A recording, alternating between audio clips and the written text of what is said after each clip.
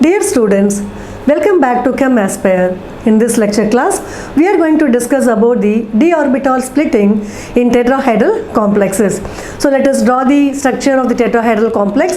It is a cubic structure where we have the metal cation not exactly at the center of the cube. It is somewhere near the center, and we have 4 ligands which are occupying the alternate corners of the cube. So we will draw the structure for this tetrahedral complex.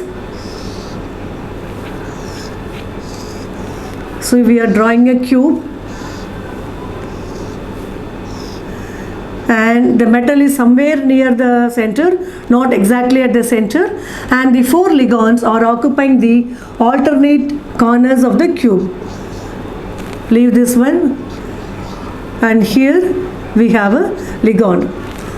Right, so this is the structural representation of the tetrahedral complex, and we know that the central metal cation is, we have 5d orbitals, and we know what are the 5d orbitals. It is dx square minus y square, dz square, dxy, dxz and dyz.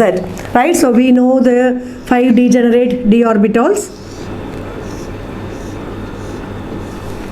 Dx square minus y square, dz square, dxy, dyz and dxz. All these are degenerate in shape. They are having the same energy.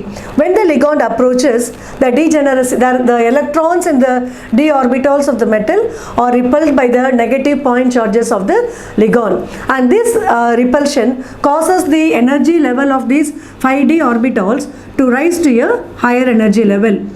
It is rise to a higher energy level, and this level, this energy level, we call it as a hypothetical condition.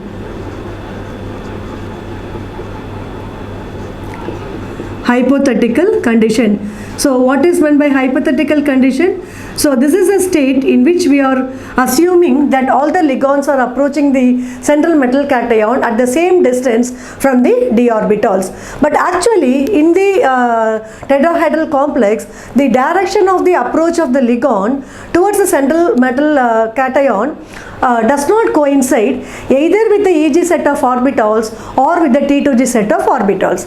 So let me repeat once again. In the case of tetrahedral complex, the direction of the approach of the ligand does not coincide either with the Eg set of orbitals or T2G set of orbitals.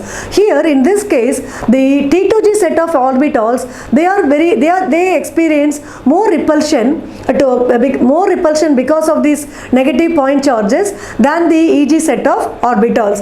Here, therefore, in contrary to octahedral complex, here in tetrahedral complex, the T2G set of orbitals are rise to a higher energy level. The T2G set of orbitals are rise to a higher energy level, whereas the Eg set of orbitals are lowered in energy level. They have the low energy level.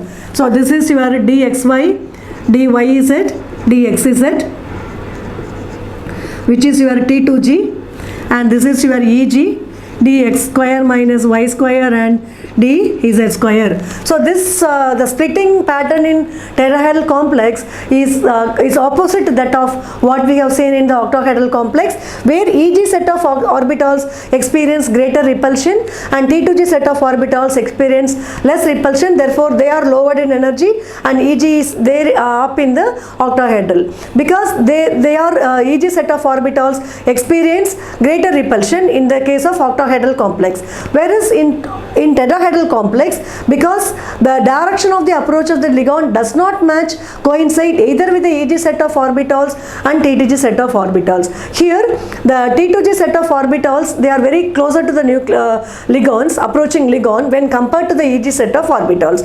Because of the higher repulsion of the T2G set of orbitals, they are raised to a higher energy level, and Eg set of orbitals are lowered in energy level. And there is a state called as the no splitting state, and this state is also called as the barycenter.